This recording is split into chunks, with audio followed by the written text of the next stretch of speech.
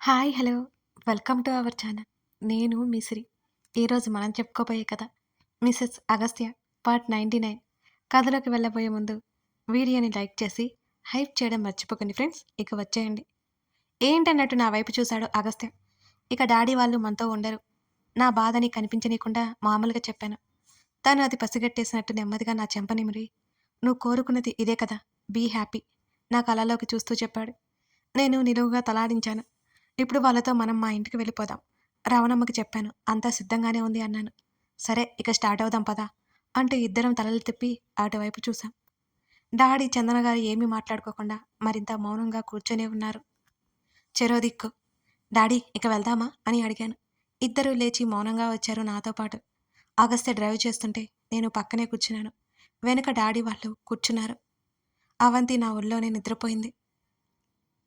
ఇంటికి వెళ్ళే వరకు ఎవరు ఏం మాట్లాడుకోలేదు. ఎవరు ఎలా ఉన్నా సరే నేను మాత్రం చాలా సంతోషంగా ఉన్నాను. ఇల్లు రాగానే డాడీ ఆశ్చర్యపోయినట్టు ముఖం పెట్టారు. నేను ఈవినింగ్ వస్తాను మమ్మల్ని చూస్తూ చెప్పాడు అగస్త్య. నేను సరే అన్నట్టు తలాడించాను. అవి తల మీద ముద్దు పెట్టుకుని వెళ్ళిపోయాడు. మేమంతా లోపలికి నడిచాం. ఇదే మన ఇల్లు చందన గారితో చెప్పాను. ఆమె నా వైపు చూసి నవ్వింది సరే అన్నట్టుగా. ఒక చిన్న లగేజ్ బ్యాగ్ తెచ్చుకుంది. అంతకు మించి ఇంకేం లేదు. అంత సడన్గా జరిగిపోయింది కదా.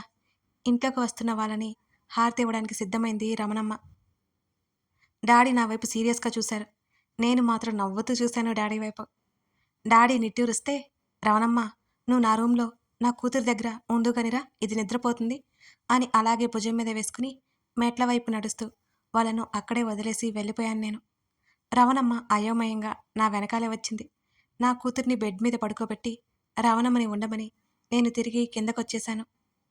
డాడీ, చందన గారు కూర్చునే ఉన్నారు. డాడీ త్వరగా ఫ్రెష్ అయ్యండి, లంచ్ చేద్దాం అని అనగానే డాడీ లేచి వెళ్ళిపోయారు.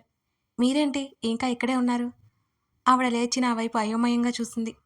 మీరు కూడా వెళ్ళండి అంటూ నేనే చెయ్యి పట్టి డాడీ గది వైపుకి తీసుకెళ్ళి, ఇప్పటినుంచి ఇది మీ ఇల్లు. అగస్త్య మీకు ఏం చెప్పి ఒప్పించాడో నాకు తెలియదు కానీ ఖచ్చితంగా నాకు నమ్మకం ఉంది. మీరు డాడీ చాలా సంతోషంగా ఉంటారు. ఈ పెళ్లి మీకు సంతోషాన్ని ఇవ్వాలే కానీ బాధనివ్వకూడదు అని బేలగా చూస్తూ చెప్పాను నేను. ఆవిడ నా చేతులు పట్టుకుని చిన్నగా నవ్వింది. ఆ నవ్వుకి నాకు ప్రశాంతంగా అనిపించింది. నాకు తెలుసు శ్రీధ, నా ఇష్టంతోనే పెళ్లి చేసుకున్నాను. నువ్వు కంగారు పడకు. మీ నాన్నగారిని బాగా చూసుకుంటానులే. ఆమె మాటలకి నా ముఖంలో నవ్వొచ్చింది. అప్రయత్నంగా ఆమె చుట్టూ చేతులు వేసి హత్తుకొని థ్యాంక్ యూ సో మచ్ అని నేను ఎమోషనల్గా చెప్పి, త్వరగా ఫ్రెష్ అయ్యారండి అని వదలుగా ఆమె లోపలికి వెళ్ళిపోయింది.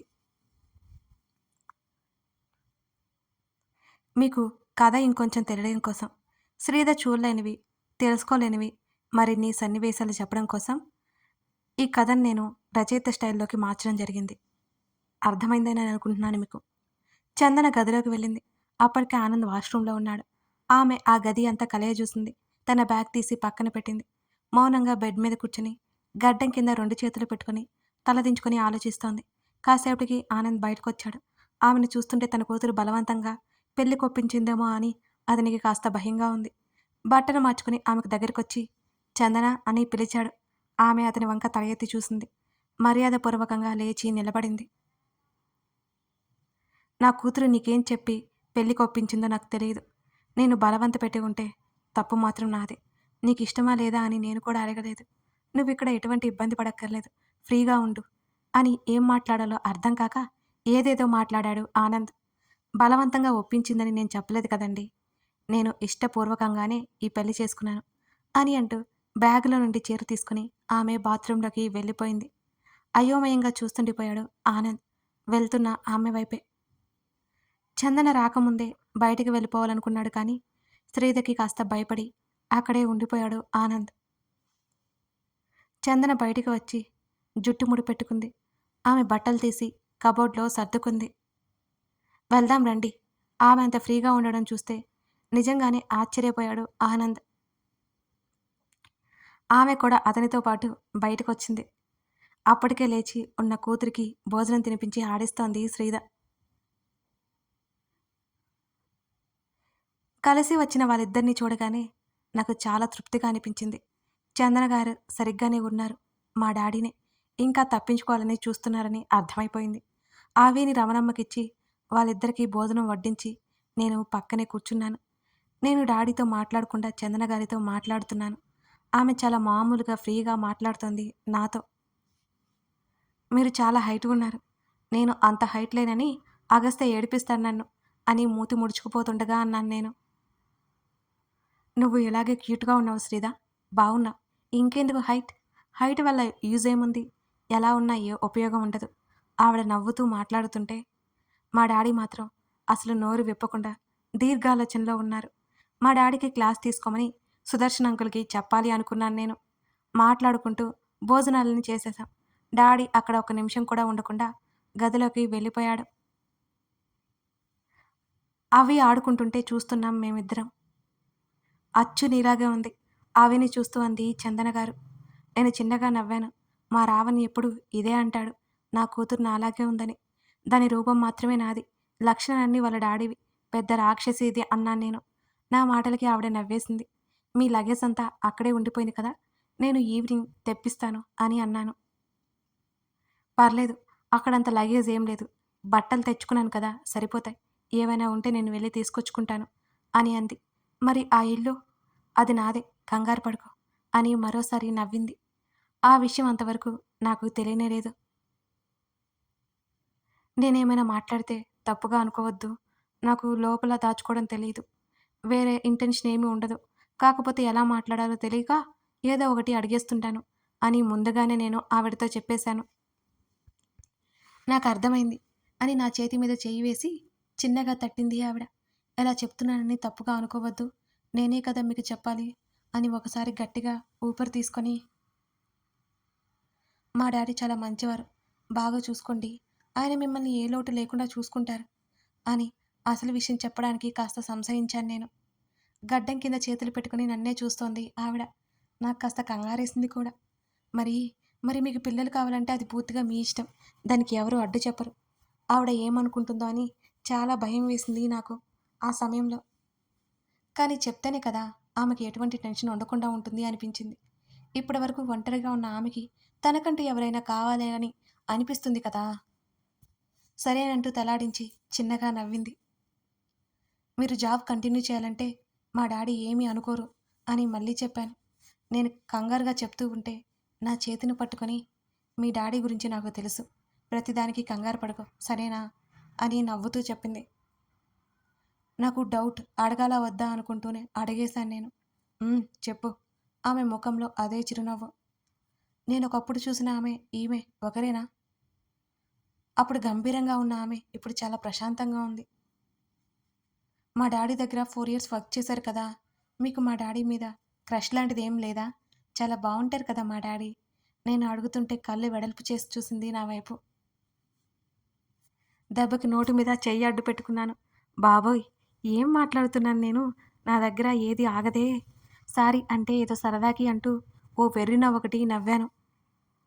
ఇట్స్ ఓకే అంటూ ఆవిని ఎత్తుకుని దానితో మాటలు పెట్టింది. పిల్లలంటే ఎంత ఇష్టమో ఆవిని ఎత్తుకున్న విధానంలోనే నాకు అర్థమైపోయింది.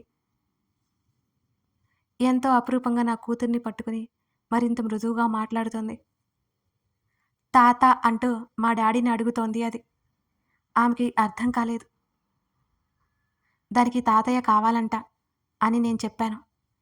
తాత రెస్ట్ తీసుకుంటున్నారు అవి. తర్వాత వెళ్దాం అంటూ దాన్ని ఎత్తుకొని, మీరు కూడా వెళ్ళి రెస్ట్ తీసుకోండి అని అన్నాను నేను. నేను అవిని ఎత్తుకొని గదిలోకి వెళ్ళాను. రవణమ్మ కూడా వెళ్ళిపోయింది. వాళ్ళిద్దరూ ఏదైనా మాట్లాడుకుంటారు, క్లియర్ చేసుకుంటారని నా ఆలోచన. నా రూమ్‌లోకి వెళ్ళి నా కూతురుతో ఉండి అగస్త్యకి కాల్ చేశాను. చెప్పు అన్నాడతను. అబ్బా! వైఫ్‌తో మాట్లాడడం కూడా రాదా నీకు? చెప్పరా ఏం చేస్తున్నావురా? అని క్యూట్‌గా అడగొచ్చు కదా!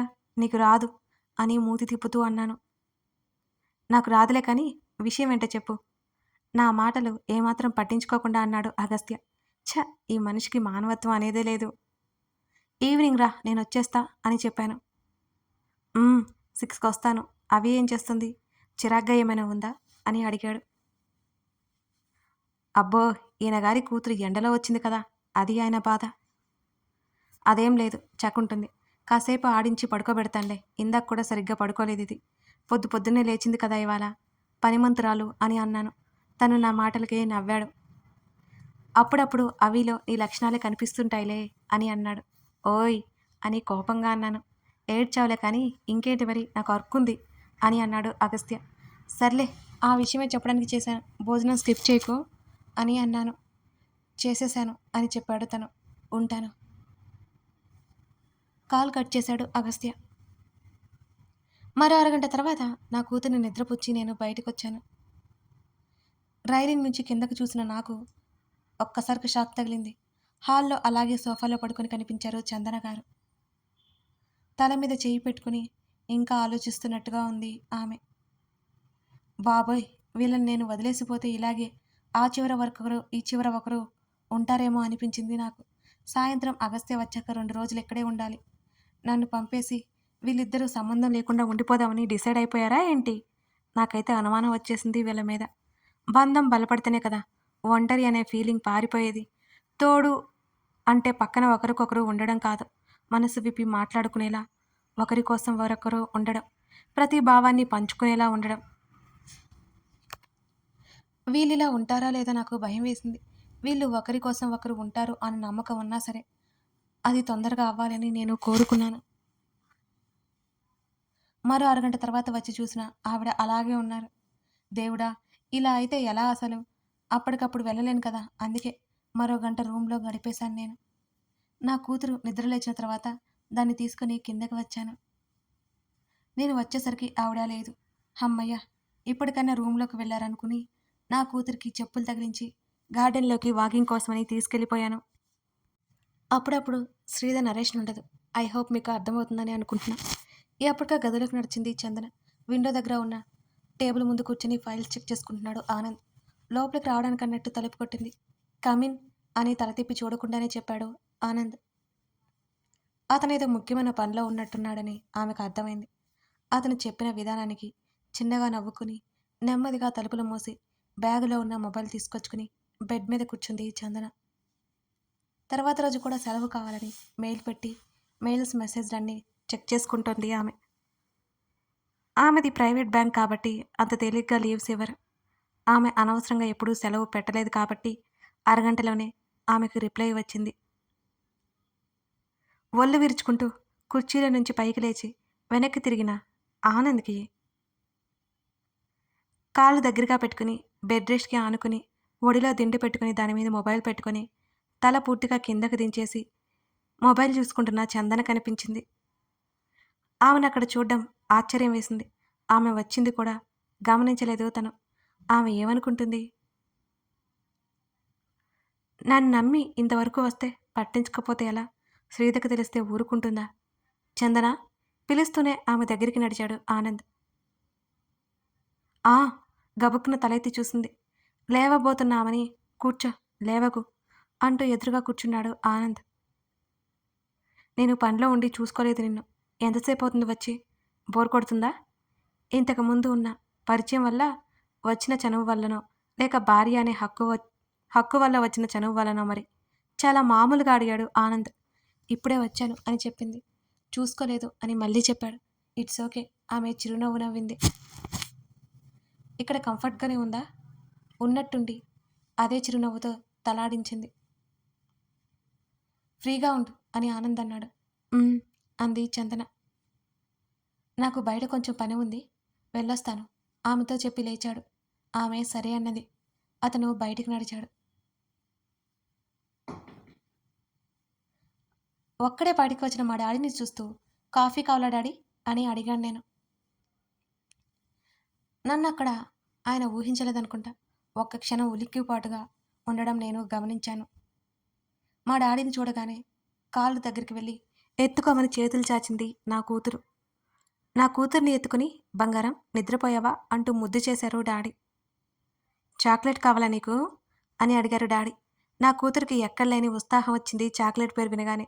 తాత చాకి అని వచ్చిరాని మాటలు చెబుతోంది అది. నీకోసం ఎన్ని చాక్లెట్లు కావాలి?